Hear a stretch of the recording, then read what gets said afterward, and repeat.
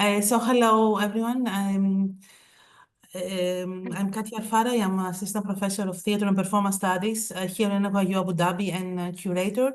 I'm very happy that I was invited to moderate this panel and somehow continue the discussion that I have on archives and performance with Salva and Ala since 2019 when I joined NYU Abu Dhabi.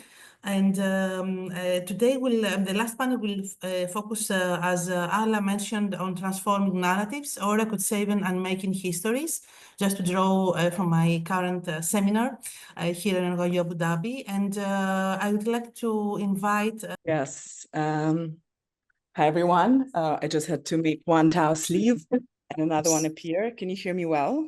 Yes. Yes, perfect. Fabulous. Let me just get my notes quickly.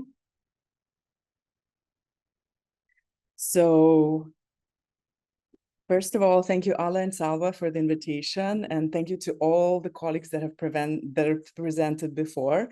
It was super stimulating, and I kind of hopefully will build in the things that you said and how I think about, questions about scent as a form of memory, and how kind of my usage of archives, of movements, my usage of sort of classical archive, and how I metabolize and build on them while creating the artworks. Also, yes, and I'll just share my presentation.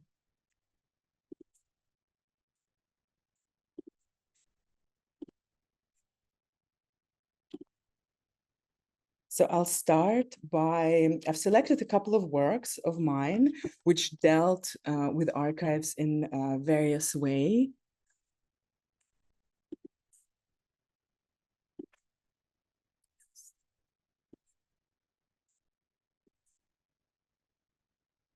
Good.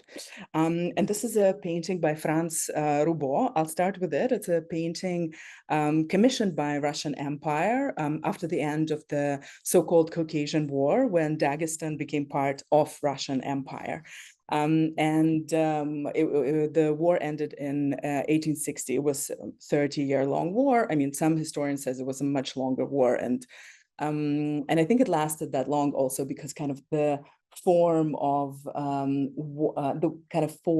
warring, if I may say, was very different, because it's Highlanders army and kind of Russian Imperial Army was used to very different kind of strategies. That's why kind of it was a very long war. It was war against Caucasus and against Dagestan and Chechnya.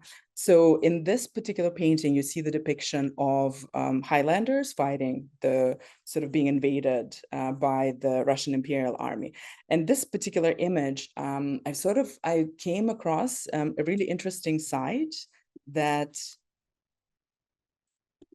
let's do this, that is this mountain village called Gamsutel. At the time when I saw it in a photograph, there was one remaining inhabitant in that mountain village called Abdujalil, who I met, and he had like no visitors whatsoever, maybe one sort of I think he had like 2 journalist groups in one summer, and he thought this was an incredible amount of people. So I looked at that space and I thought, how can I, unite it with historical references that I've researched? And one of the things was kind of taking choreography of painting and inserting that in the choreography in that particular village. And I'll just play the video while I speak over it, because you see this little black figure in the landscape, which repeats both sides' gestures from that video. There'll be a close-up, so you'll see a bit better.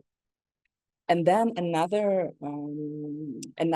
section of the video is actually, I'll just zoom in, is actually the same dancer repeating different movements from another historical dance. Because when I was making this work, and this is a work from 2012 actually, so 13 years ago, I was thinking about how do you tell a history of a place through choreography, through body that tries to, I don't know, find something, find a form of belonging, but also narrate a history in a different way, I suppose.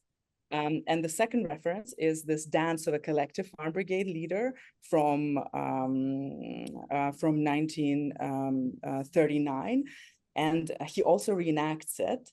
And the reason I've taken this dance of a collective farm brigade leader, which kind of includes driving a tractor, husking corn, binding the sheaves, is because the majority of, most of the people were moved to these collective farms in Dagestan after the Sovietization, like in the 60s. So this is the reason for a lot of these villages kind of becoming uninhabited. And that's kind of how empire functions, how power functions, you know, relocating the people, rerouting, reroading the whole kind of entire landscape. I'll just show you a brief excerpt.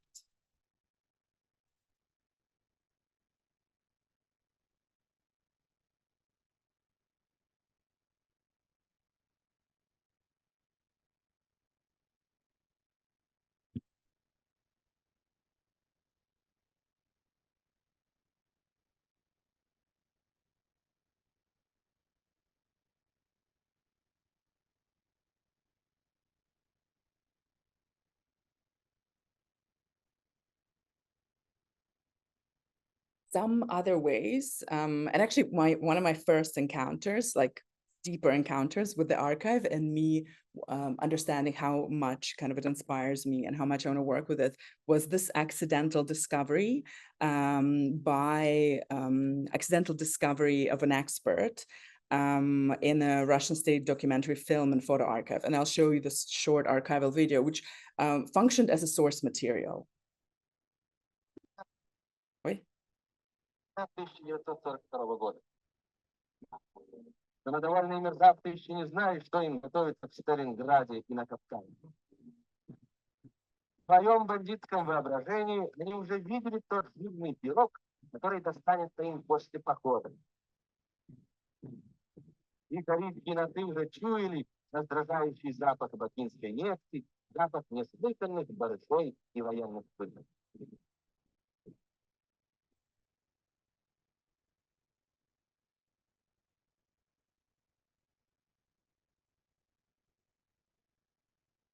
So the audio of the film says something like, you know, Nazi bastards wanted to get to Baku oil and they felt the smell of an oil. And, you know, and you have this like incredible metaphor of cutting up the cake. But the more you watch this video, the more you realize, like, because it's a cut up. Because now there's not a single frame. Like it's only the cake.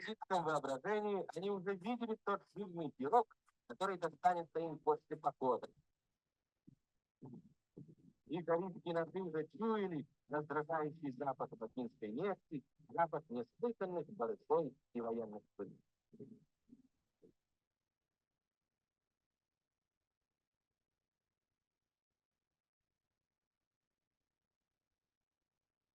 There's only the cake and then repetitive framing of kind of the generals that you see. So most likely it was made by the Soviet propaganda, claiming that that was an excerpt from German propaganda. So it's like, I don't know, a very early example of, or maybe not that early, of fake news and other sort of forms of realities that we now very much inhabit. And when I saw this video, I was like, oh my God, what a kind of direct way of consuming geography. I did a kind of a very simple gesture of reenacting the cake and then cutting it up and giving it to people based on the regions they wanted to consume. And this was kind of also early on, 2014, form of reworking the archive. Later on, I did another work, which was a special sort of pressing form to produce silicon shapes to bake cakes in the shape of Caspian Sea. And kind of, so you also, if you kind of choose to acquire this object, you can make a decision of making 10,000 silicon shapes or preserve it as this kind of like object. But also about this, the work is about divisions of resources and kind of forms of replenishments. This next particular work started with me discovering an incredible story of two museum attendants, Maria Karkmasova and Khamisat Abdullaeva, who prevented a theft of a Rodchenko painting in one of the museums in Dagestan. And basically, I also researched what were the news at the time, like were their names named, because it was Maria Karkmasova and Khamisat Abdullaeva, but no newspaper, nobody mentioned their name. The only kind of few the news clips that I found, newspaper cutouts that I found, were mentioning that there's one male employee of the museum, and it mentioned that he prevented the theft, or that the police prevented the theft. But that was not the case, because I got to interview one of the women that sort of prevented it. And I have an alter ego, which basically made a monument to these two museum attendants and brought it into different institutional spaces. And this is Supertaus walking around Pompidou with this bronze monument and trying to kind of place it within the canon, within the sort of history Western sort of narrative of history of art, I suppose.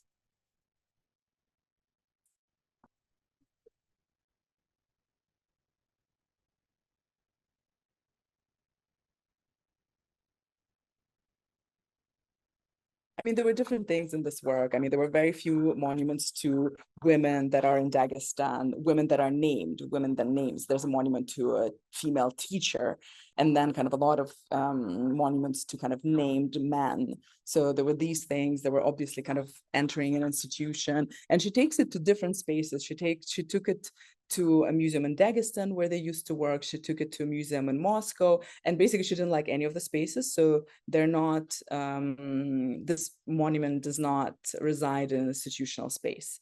And these are some of the sketches, because it was also important to me to kind of revisit what are the monumental forms existing right now in Dagestan, because on the left, it's a studio by Sabir Gibatov, one of the artists who was making a monument at the time when I was making the work. Another work I wanted to focus on, and that would be kind of the last project, but I think to me it kind of unites a lot of things. This is how the whole project was shown, and the project consists of 2 videos and 1 photograph. And when I started the work, this is a work dedicated to my grandfather, who was an important Soviet poet, whose name is Rasul Gamzatov. And I was thinking, and I was looking into forms of memory that he lives on in. By collecting these forms of memories or archives, I've assembled this whole film on the way he exists, I suppose, and who claims his memory and who has the right to claim a memory. And I think it's also quite nice to pair it with Badi's work about Sadiko, that Japanese girl that tried to make 1,000 cranes in order to heal herself. Because actually one of the most important songs that my grandfather wrote is inspired by also that girl's monument, and it's called Cranes, and it is a song about soldiers not dying but turning into cranes. And I say soldiers, but this is a quote from a Russian translation of the poem that he wrote in Avar. But in Avar language, he never used the word soldiers. He used the word lads or sons. So that's also kind of what translation does and what a state does in its translation, I suppose.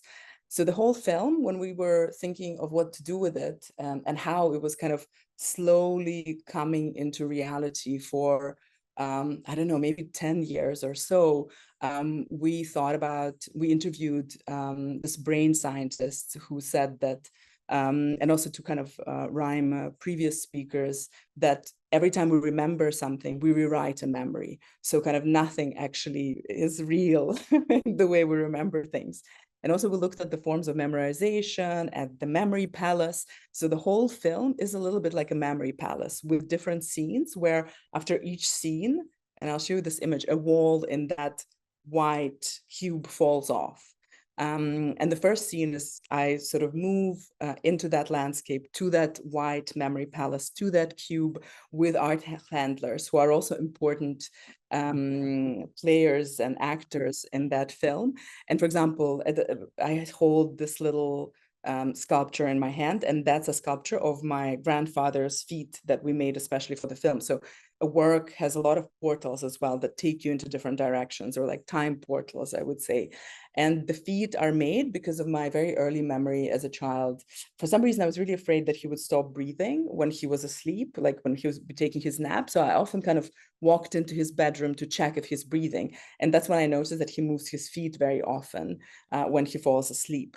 And also in that scene, there's an important conversation between me and the driver, who says, because there's a song, Cranes, playing on the stereo, and he says that actually he never wrote a word soldiers. That was the translation.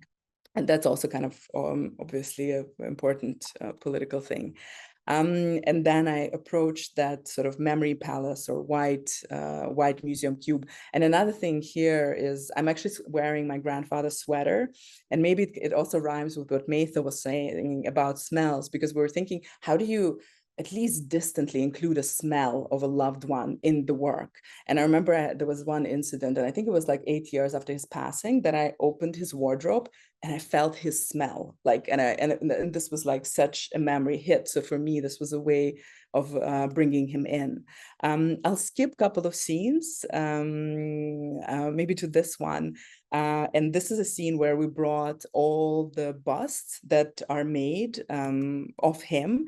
And to me, it's like this little art historical conversation, you know, who looks more than him, who looks less than him, what do they all want in between themselves? And then they're being packed up, as often sort of museums do. This is a scene that collects everything that's been named after him. Because also I was thinking a lot about kind of his loss, and like, what do you do when you just kind of walk on a street named after him, or I don't know, sit in a plane named after him? Like, is he like even present in some way? So in this scene, there's a catalog of things named after him. I'm sitting at his original desk. There's a piece of a plane named after him. There's also a museum director who's the director of the museum of him and my great-grandfather, who was also a poet and Islamic scholar. So it's what happens to a name, how is it dispersed? And she's also kind of talking about her vision of the museum. What I'm doing here, I'm stamping his books with his books with his signature, dated of the day of the shooting. And by that time, he was already kind of gone for about 20 years. And on the desk, there's his a copy of his study. I know it's 15 minutes. I'll take 3 more if I can. Yeah, so these are kind of little portals into something else. There's a filter of a movement of an asteroid named after him. And then there's another thing that deals with this gesture memory, I suppose, because I put on this kind of fake belly, I put on heavy weights on my legs, and I mimic various movements and gestures that he would do. One of them is a very private one, like, for example, the way he danced, or the way he walked around to give speeches on different sort of assemblies of poets.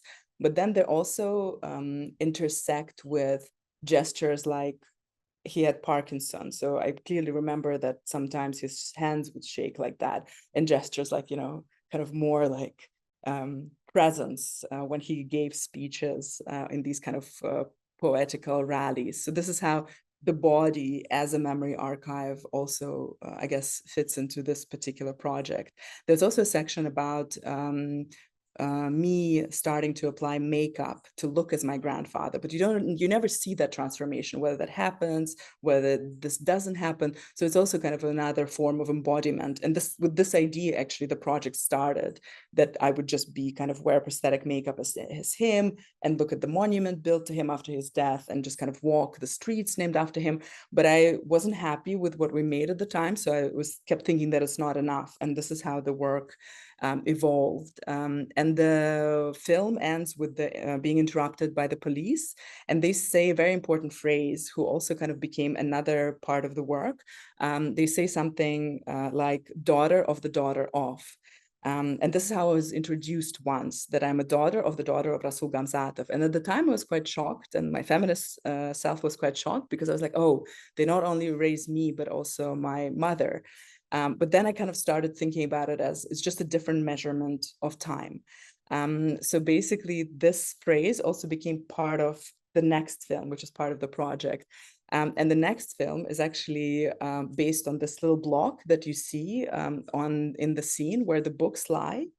So I'll just kind of skip to that. This is the end of the film. You see how that whole thing has been dismantled, and you see this little block. And actually for this block, I have to give thanks to Ala and Amina. Finally, I get to say it. We're in the same panel, because in 2015, Ala told me about Amina's work in Closed, and I was so like inspired and so in awe of that work that it kind of served also as a building block and made me think of the form of creating kind of this particular monument that I'll say just a few words about. So that block, and this video is called Daughter of the Daughter of, consists of the bronze bust of my great-grandfather, who was an Islamic scholar and also a poet, and then a bust made from plaster of my grandfather, and they're all encased inside one another. So you see them together, and then there's a concrete poured, and both of the blocks are sort of submerged in concrete, and the only thing you see in the end is this concrete block, and the size of this concrete block is the width and the height of the shoulders of my mother. So it's almost like this kind of family history, a little bit like Louis Bourgeois' sculptures of a house on a body of a woman that is there. And I'll end with this last photo where basically it's the third element, where this particular block, as I guess another form of monument, is installed in a space that sort of, that is just kind of a personal space next to Caspian Sea in Dagestan. And the work is titled with the coordinates of where this block is installed. Thank you, and I'm sorry I ran over time a little bit. That was great. Thank you so much, Taush. Hi, Sadik. The floor is yours.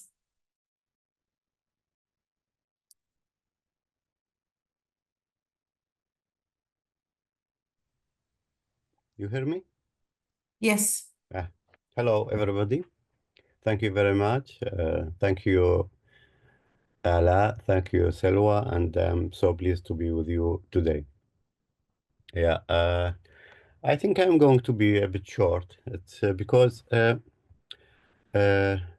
my work is so it's I was thinking about the photo as a memory, but at the same time about the memory as an archive.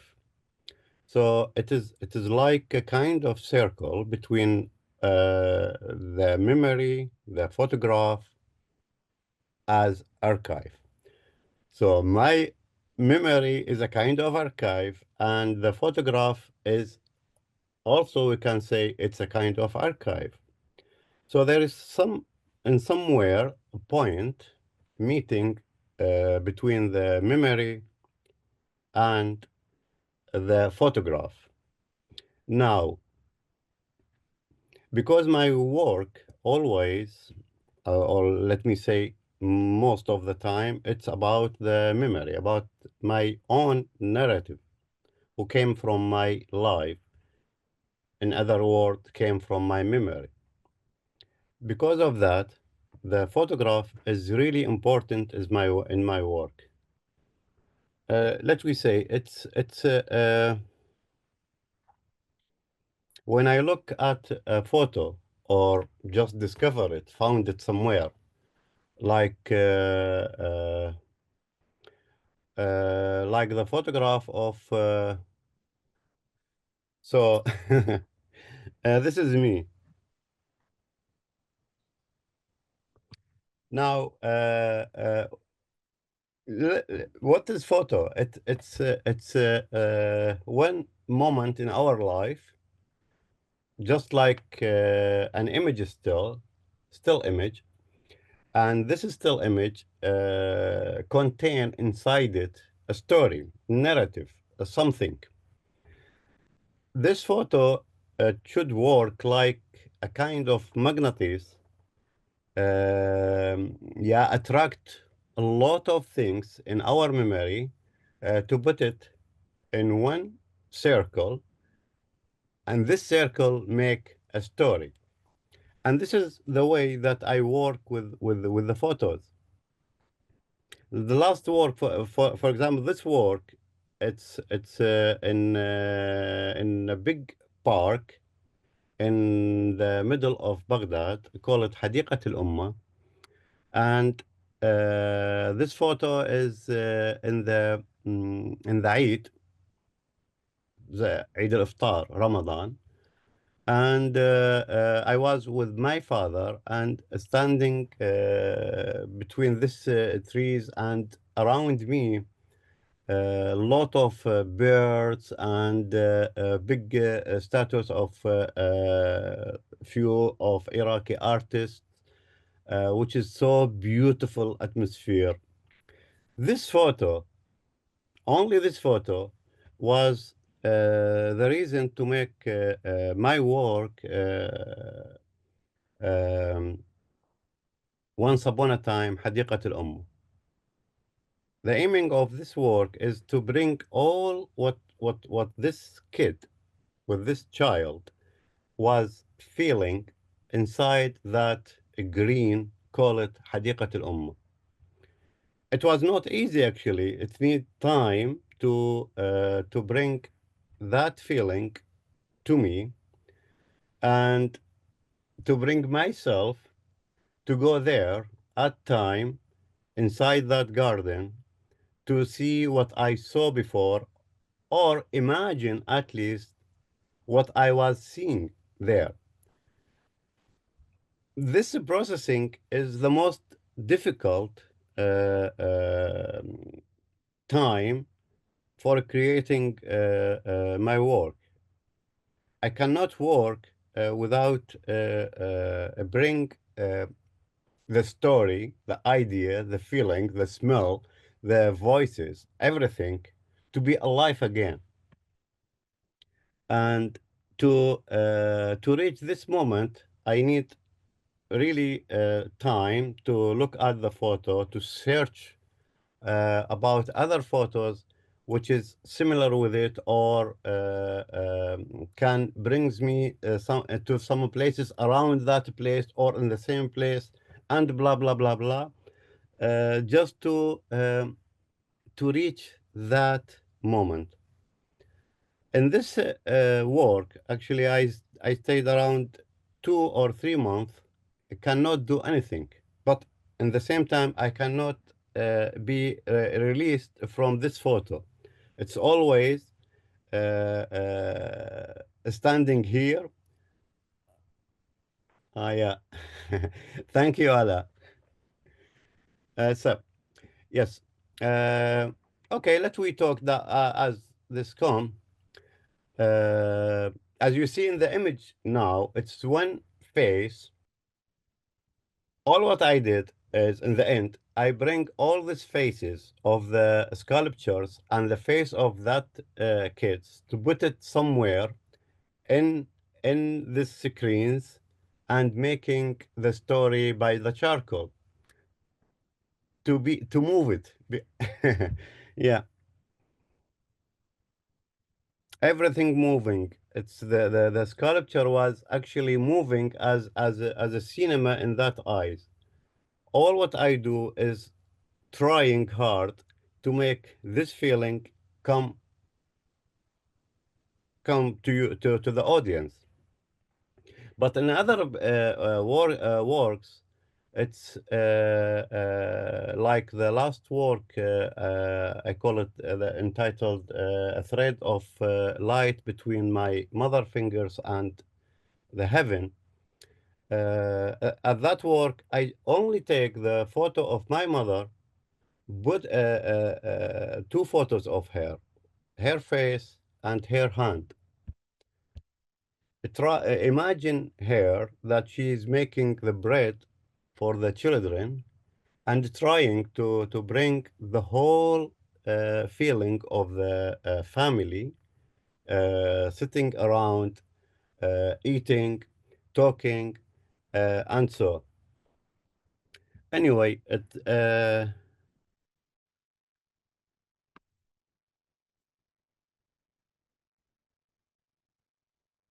I think this is all what I can do now, what I can say it now. Maybe just, I know Katia is moderating this, but there was a fascinating aspect about the Hadiqat al-Ummah that you produced something like 17,000 drawings to make that piece.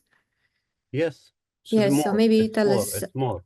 Yeah, maybe tell about that 17,000 works. Okay, it is, you know, it's because I'm working with charcoal and trying to follow the narrative, the story. I put it in this in the frames, in the animation.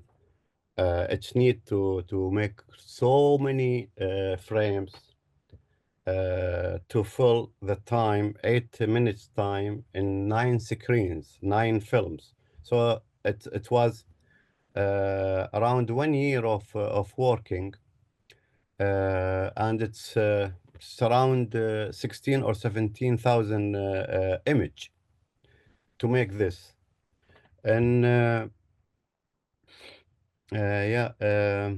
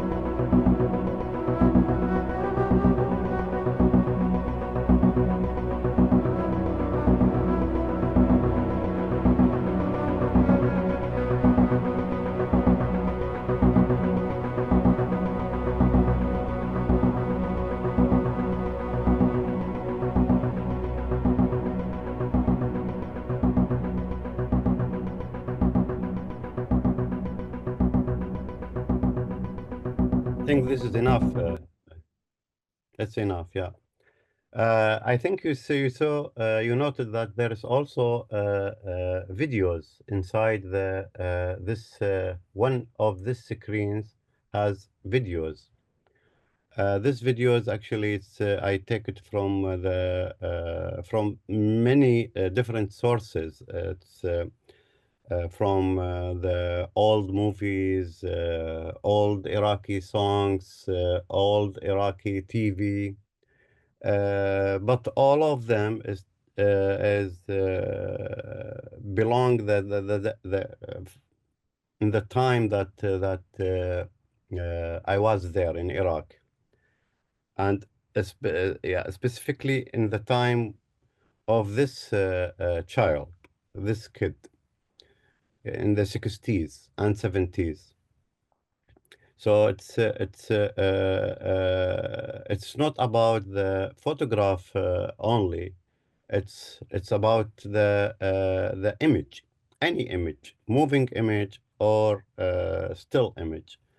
All of this material, or let we say it, archive material, it's a kind of a sound or to wake up our memory. Even if I see, for example, an old poster of for example, Western movies or any old movie, all these images actually related to stories. We know it, we feel in it. And sometimes some of these images working as, or let we say it, they became very, very attracted to our feeling and our memory to, and as artists, it's moved me. When it's moved me, I cannot release. I should do something. I should do something. And this something is piece of art or big project. It's always working like this. One final things, let me say it here. I would like to talk about the difficulty of making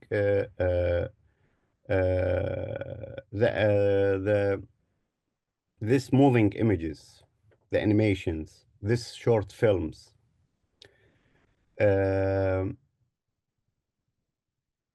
Look, when I work here behind me, my studio, the movies take at least 2 months to finish it. That means I'm working every day, or yeah, and each time I work, I stay few hours working behind with the light and so, and the door closed and all. When I back next day, it's need to start again from the moment I stopped. And here is the most difficult moment when I work, because I cannot start again until I bring all the atmosphere, all the feeling, everything to be of the last moment when I stopped, to be alive again, to be able to continue. And in this case, the images is really helping me. I just need to look at the image that's related to this work to start again. So the image is really a kind of treasure that helping us to continue making art. Yeah, thank you so much, Sadik. I think it's a beautiful ending of your presentation and somehow relates with the discussion that we had before. Sorry for my language. Yeah. No, it was perfect. Thank you so much. And I still remember when I experienced this installation, I'm how immersed I was in this kind of multisensorial environment. And also I remember the notion of scale and how I was relating myself with the image and the figures in the image. So it was really, I still remember actually my body reactions while seeing this your installation a few years ago. So shall we have a discussion now? Arla, what do you think? Yes, Yes? let's go to discussion. Yeah, I think that there are very interesting interconnections between, all the panels, but also between your work, Sadik, and Tau's work. I'm really thinking of this notion of affective materiality, how you speak, both of you, of this kind of embodiment in order to be able to repair or restore or reenact lost emotions.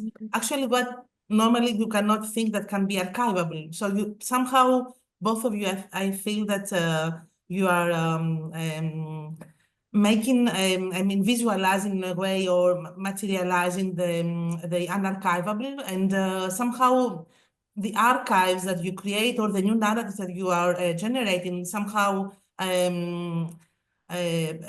produce new emotions. So it's not just to substitute a memory or to just find, unearth a lost memory, but somehow create new emotions. And that's why your work is not only, I think, about, idealization or musealization of the past, but really kind of connection with the present, and of course what comes after us. So I really find interesting this very interesting palimpsestic, in a way, temporariness in all the work, and how you deal also with both of you with the ruins.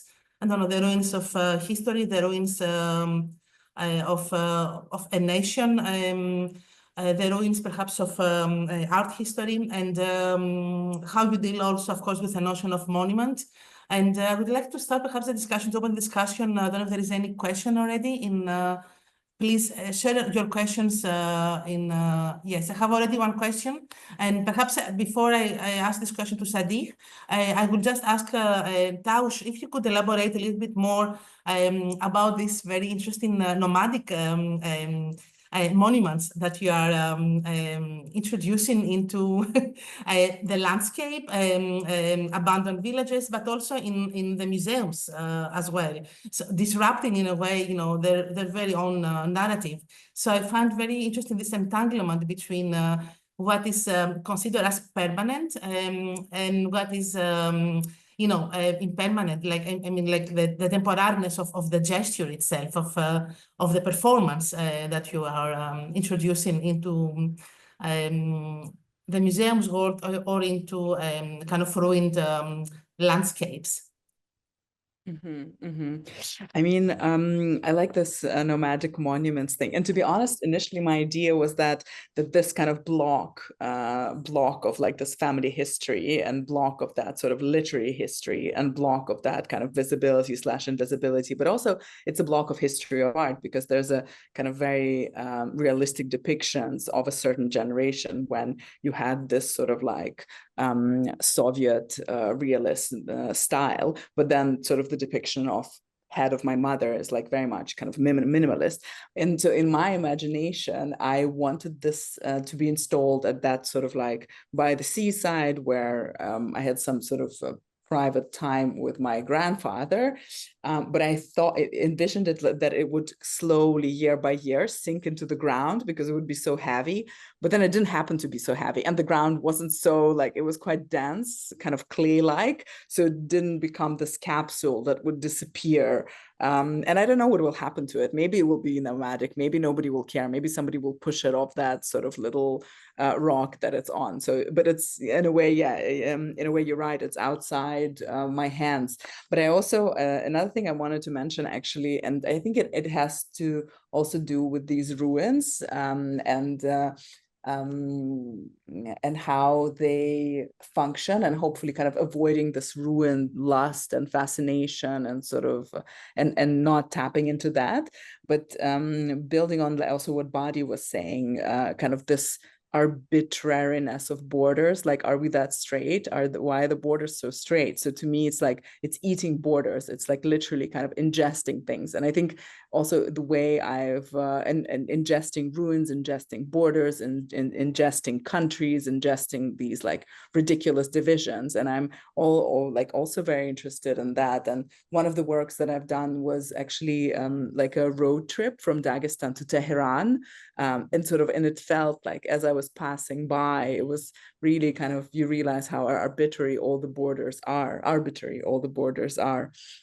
But I know if that I don't know if that answers your questions. But yeah, maybe one last thing I add is that sort of I often describe my work and my practice and my methodology as wobbling, or like testing borders, or I don't know, moving walls, pushing against walls, opening up ceilings. So kind of this movement of wobbling and poking at systems and at patriarchy and at kind of certain fictions of cultural authenticity is very much part of the project that I'm invested in. And deconstructing these cultural stereotypes, but in a way that is very much, in a way, very intimate as well. So through your own gestures, I think, it's this entanglement with the performance and the choreography. I think it's very interesting. Sadik, can I ask you the question that we have from our audience? It's from Navarre. It would be thank you all. It would be great to hear from Sadik about his work with language and text, as well as an element of communication and identity beyond its graphical power, especially from exile perspective. So language and text. Language and text. As an element of communication and identity, beyond your work with images and drawings and. Look, text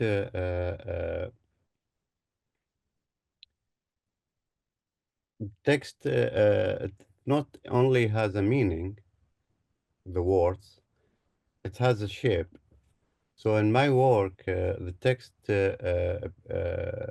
playing as a shape and as a meaning. And the language is a problem. For me, it's always a problem. Because I came to Netherlands, I was not so young. And we in Iraq don't have a good education system to learn English. So it was a problem, and the problems stay till now.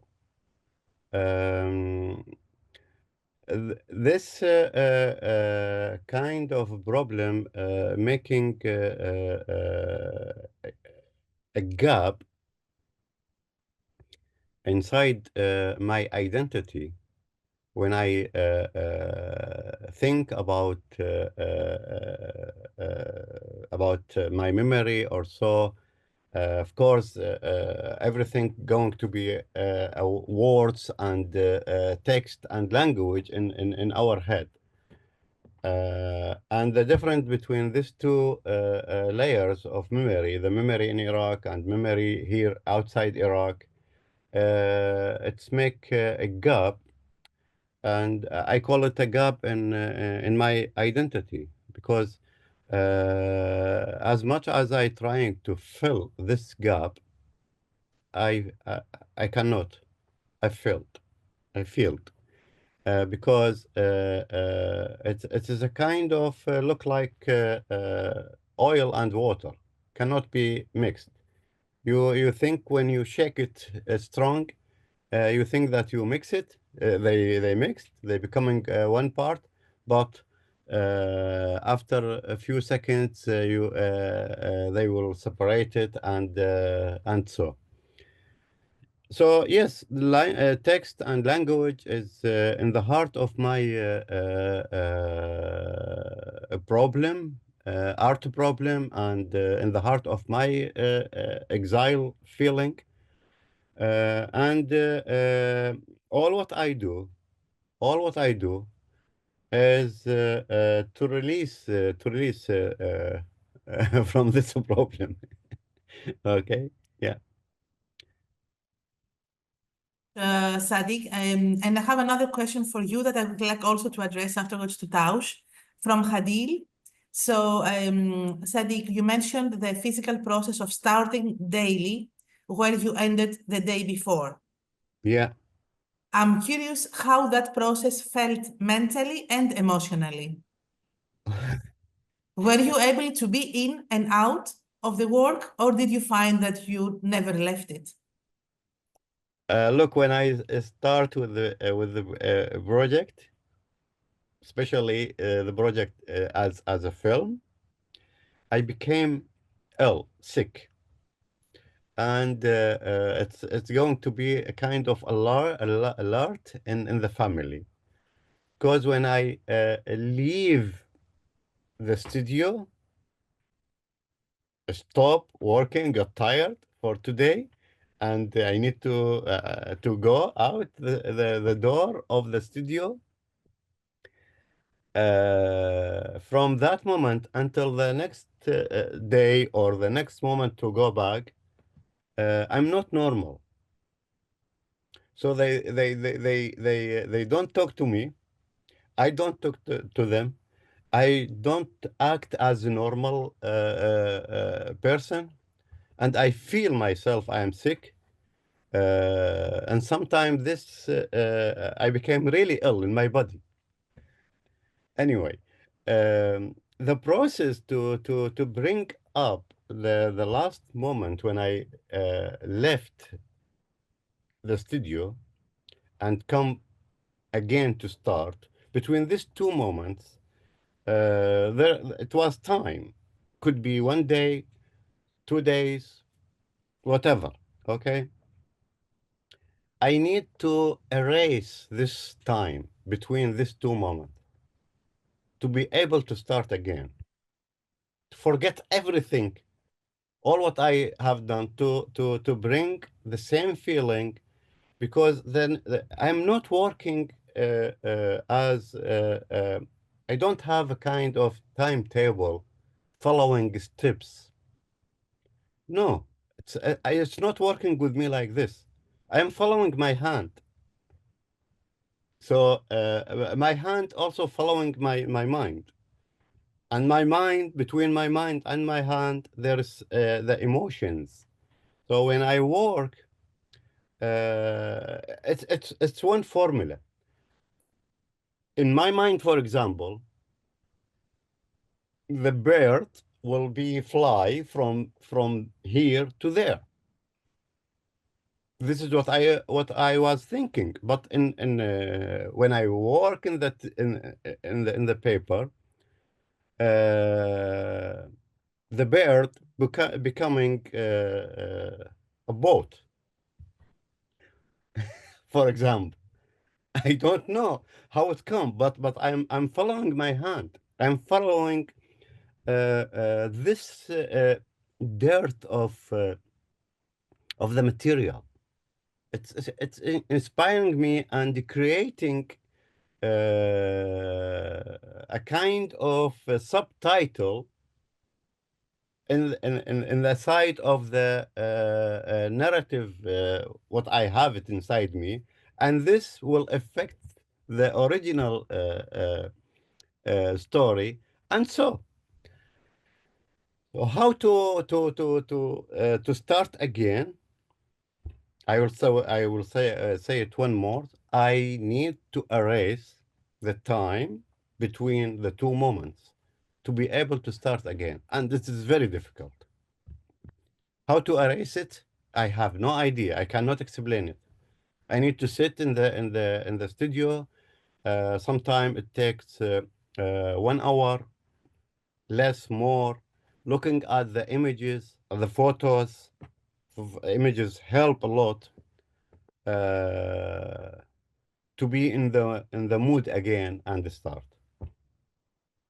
Yeah, and go beyond this the vernacular of the everyday somehow, the everyday the everyday rhythm, and to go to follow, as you said, this another Yeah, rhythm. yeah. Yeah. To follow the rhythm. Another time. So Yeah. somehow you enter in another time space in a way. Sorry, again? So it's like you enter another time space, which is not it's not the everyday time and space, but somehow draws from your imagination, from your emotions, from Yes. Yeah. from your childhood, Yeah. and you need time again to be able to enter this, exactly. this new environment. Yeah. Yeah. And Taush, how this in and out works for you, because I mean, I know you also are super Taus, and not only as Taus Makhacheva, and I'm wondering how you enter this kind of alter ego, you know, kind of, it's like you live multiple lives. I mean, how you, is there an in and out, or is it kind of parallel, there are two parallel universes? I mean, I think it's also very important to say that what she does, she also doesn't consider art. She calls it life-affirming practices. And I speak to her, I invite her when I, for example, don't have time to do something, or when she's directly invited. She also has her own exhibition history, her own passport issued by NSK State and Irvin Group. She also, and she kind of lives her biography. She graduated from Pedagogical University in Makhacheva. She works as a kindergarten teacher in Sada Mountain Village, where all my grandfather and great-grandfather are from. She is building a house at the moment. I think an important question once was asked by a friend of mine, Daria Han, who's a curator and founder of Mimosa House. She was like, she asked me something along the lines, if we're living a parallel life, and whether she thinks that I'm her alter ego. And I really loved it, because in a way I think she's my alter ego, but she thinks I'm her alter ego. So in a way she exists so I can live the life I want. And also, but I think of her that this is the life I potentially would have lived if I kind of stayed in Dagestan, and so on, you know, and maybe this is the life, you know, maybe she doesn't want to live my life, actually, who knows? But I think of it as two parallel things. And the break that you speak about, I think I don't erase time, but I would agree with Sadik that you have to kind of, there is like a presence that you have to be in to make art. But also, as I read all those like books on how to work, how to be effective and things like that, just out of various forms of curiosities, I read an incredible phrase, like, you don't have to be inspired to do everything, you know, you don't have to wait for an inspiration to do things. And that also helps, because when you start, you get into it. Like, you know, like I'm terrified of like finishing currently a work of mine, which is this museum game that I'm producing with several answers for like potential scenarios of what museum would do with the remainings of artifacts, for example. And, you know, I'm terrified, but I step in and I finish it. And maybe one tiny thing more that I might add is that sometimes you also dream decisions. Like you wake up, and this moment when just before the waking, you're like, oh, this is how I can resolve this.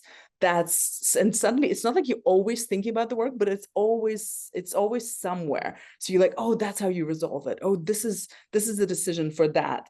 And I think obviously the most difficult words are the ones that are brewing for 10 years. You're looking for decisions, you're looking into history of art, you're looking into, I don't know, other references, your friends.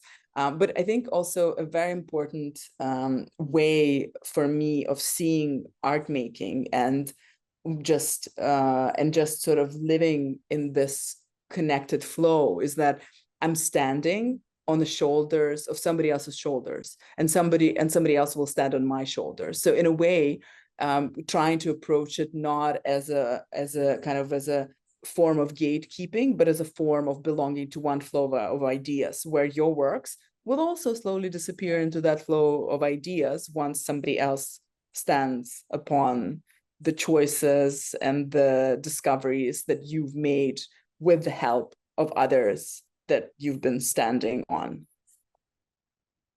Yeah, thank you so much, Taush. We have still 4 minutes. If there is any question from our panelists, from the people who are still with us in the webinar. And if not, I'm waiting for the questions. I would like perhaps to ask one last question to you both, because one of the, I was interested by the description of this panel about the transforming narratives. And I wanted to ask if you're considering yourself as storytellers, and there is also this question in the description about the ethical considerations arise from artists who are drawing from archives that contain this kind of marginalized histories or forgotten histories. You know, and storytelling, of course, it's I mean, as Benjamin is saying, it's also, I mean, something relates with responsibility, and it's always related to a community. Has something to do with transmission to a community. So I don't know how you feel, if you feel as storytellers, what could be the ethics of your narration, your narratives towards your community, the larger community where you belong. Yeah. Okay, I will answer. I think yes. I see myself as a storyteller. Why? Because I cannot do art without starting or moving or playing inside the story. And this story, most of the time, or should be part of my life. Even if I make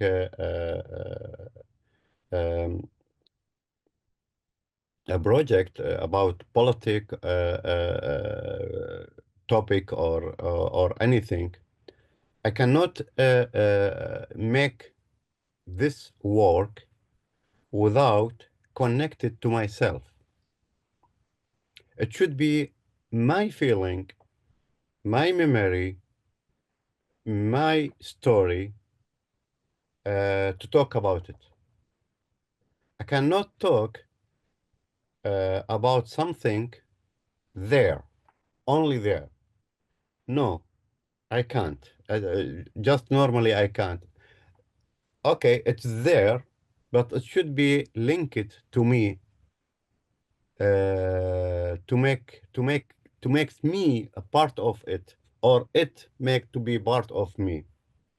In this case, I can make art, and this is actually a kind of telling a story. And this story is my story. Should be my story in somehow. Not necessary to be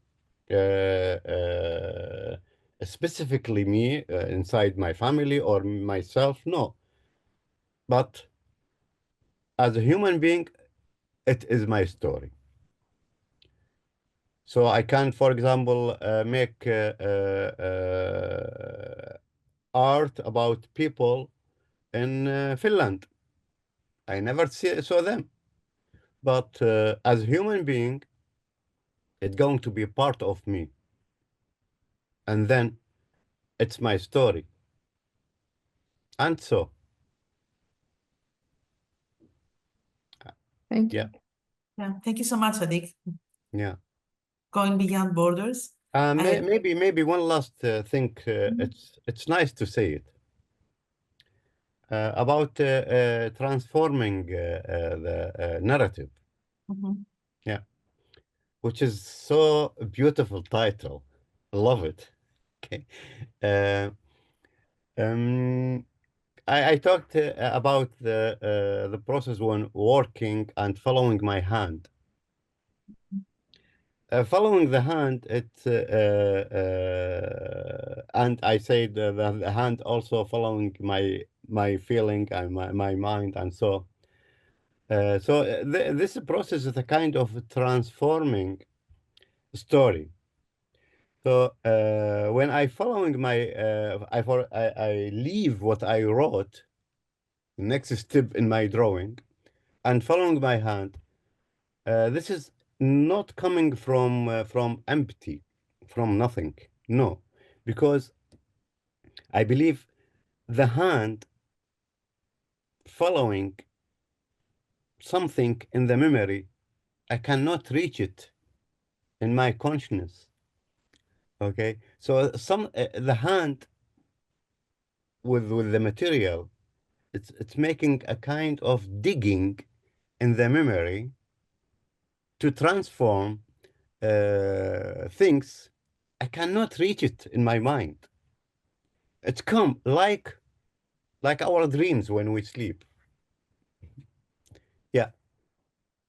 Yeah, very important. Yeah, thank you. Thank you, Sadik. Mm. Taush, a last thought to Last close thought. this day. Oh my God, we're too big. No, we still have 10 minutes for Salma and Collective. Alma. They will wrap up, yeah. Okay, amazing. I mean, of course, there are questions of like, kind of like if you ask about ethics and sensitive information, like there are basic things like make sure no one's gonna get like imprisoned or hurt or I don't know what, like lose their job because of your fantastic project. But these are sort of, like credit everyone, credits, I don't know, things that inspire you, share the profits. I mean, these are kind of like, I guess, basic things that we all trying to introduce into our practice. And I don't know what, because I don't, I don't know how much I work with sensitive or marginalized histories. Like, anyway, like, I guess it's care. And I'm not sure I can think of something more exciting. How would you answer it? Yeah, okay.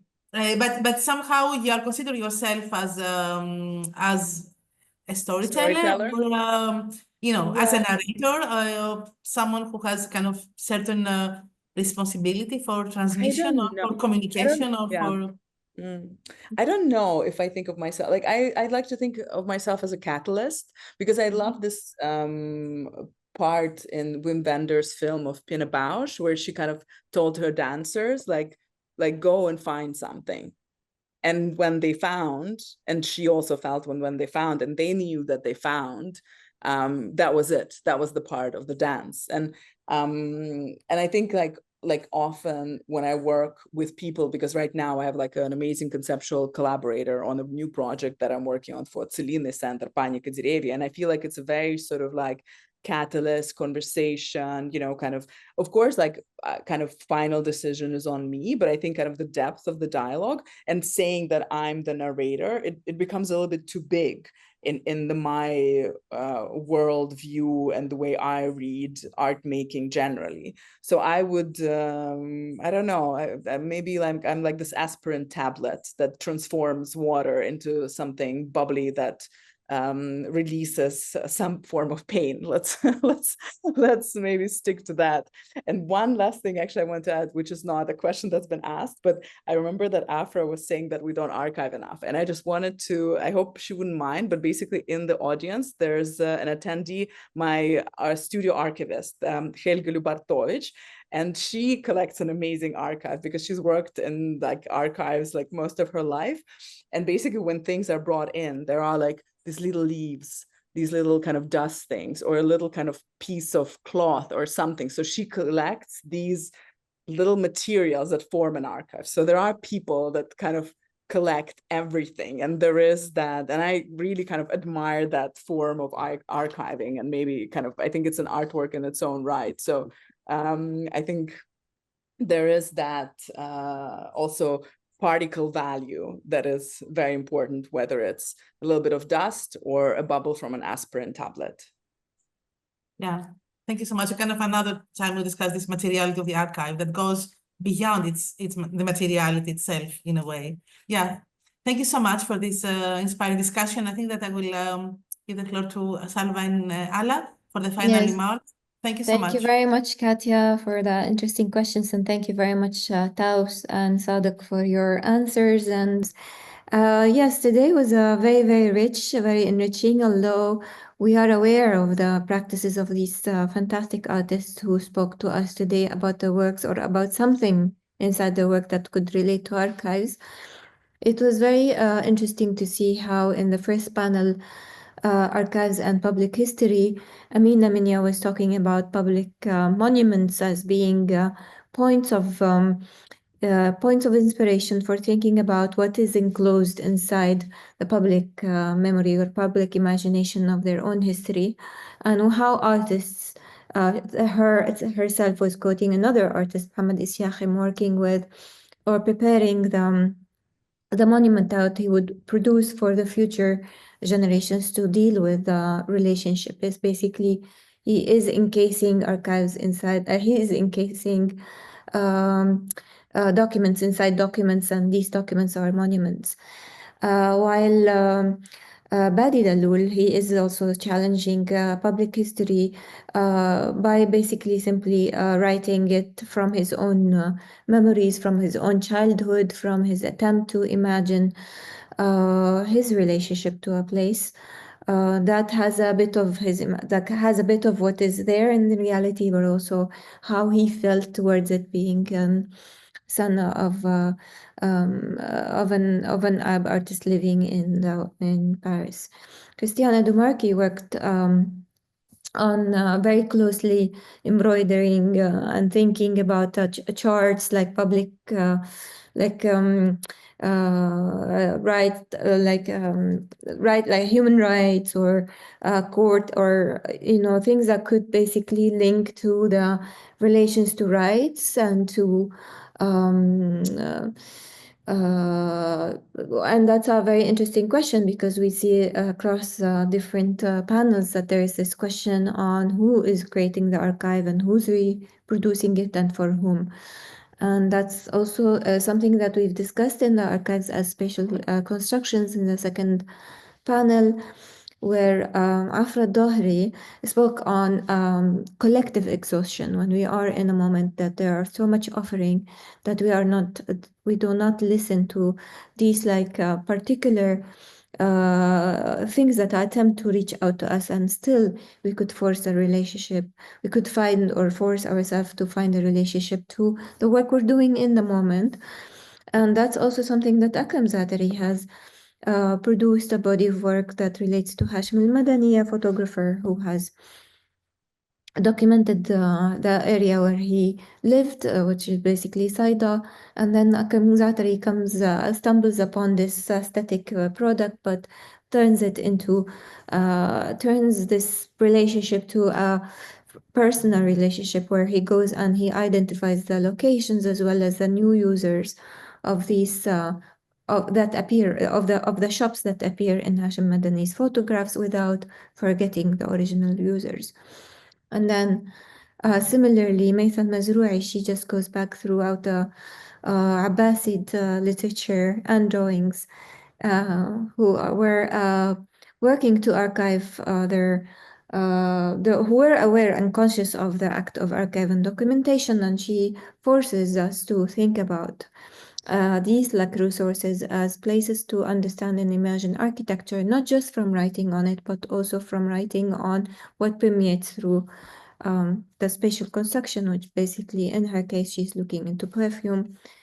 And Hannah Sisi, she does a similar exercise where it is more about incarceration and prison architecture, where people who could who reflect on how they what do they use as points in their memory to remember or tell about the space in which they found themselves living for a number of years, by identifying their relationship to fixed elements and by benchmarking these elements. Someone like Hannah could illustrate architecture. And then in your panel, Katia, transforming narratives, Taos Makhacheva, she spoke about how the history is just is about interpretation, and is about their several meanings that could be cascading inside each other. And similar to how Amina spoke about the monument that is inside the monument, similarly there are many aspects to, for instance, a poem that is written by her grandfather that could be understood by by different users, and how it's brought back to meaning again when it comes to being said or read on the geography that it has been, that it was born in or from. And what is the relationship to geography when it's also there is displacement, and there is this very strong exposition to grand pieces of artwork that are also installed in grand squares, such as Liberty Square, such as a Liberty Monument in Tahrir Square in Baghdad, where someone like Sadik, he goes back to like his youngest image, to his image as a young boy, to think about and be obsessed and just produce enormous body of work just to produce or understand this relationship. And it is an archive of, it's fascinating to see how it's an archive of a famous piece by Jawad Salim that is still being influential and is upstanding and influencing people's imaginations up until today in Baghdad. So this has been incredibly fascinating and inspiring for us at Al Mawrid, because we look for these stories. We look for these expanded spaces of information and relation that we could tell or read from the papers of the artists that we have included in our digital platform. And I will ask my colleague Maisa to put the finding aid link so that you also get a chance to have a look at what we have in our archive so far. And we have put up also in this in the finding aids some images from our collection. So we invite you to look at it and share it with your friends and those who you think might be interested, because there's so much that opens up from looking at artist papers and also from hearing them talk about their work.